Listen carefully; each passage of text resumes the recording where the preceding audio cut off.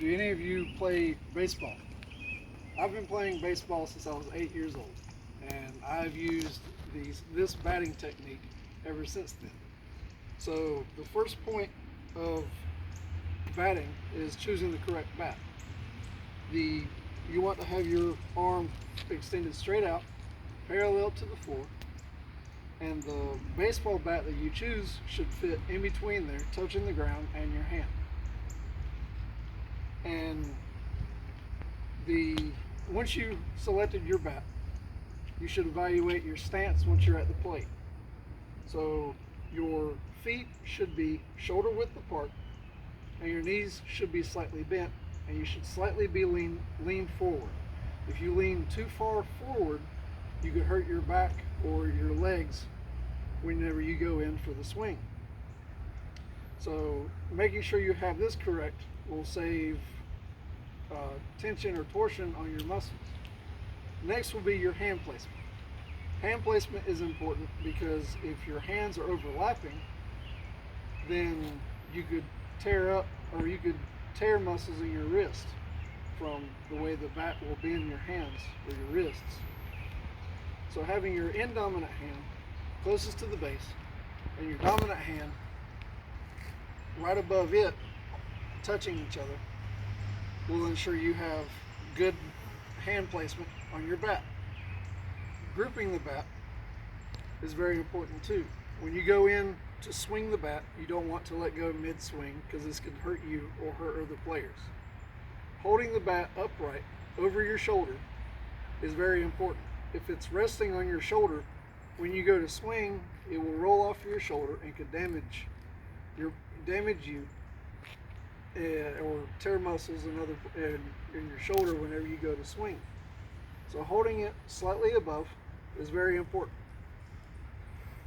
When you go to bat, your footwork will come next. As you go to swing, you want to step forward and then rotate.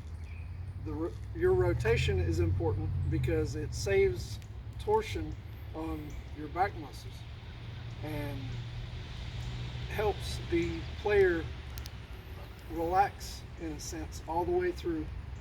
There's not much strain on the body as you're swinging the bat.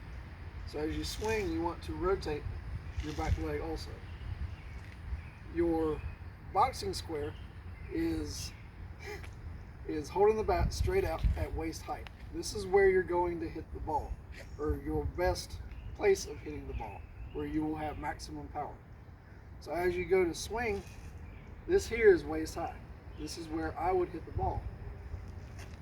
So as you swing, you go all the way through and follow through to your next, or to your other shoulder without hitting your other shoulder, but following all the way through, making sure you make a good connection with the ball, and you will have maximum power all the way throughout.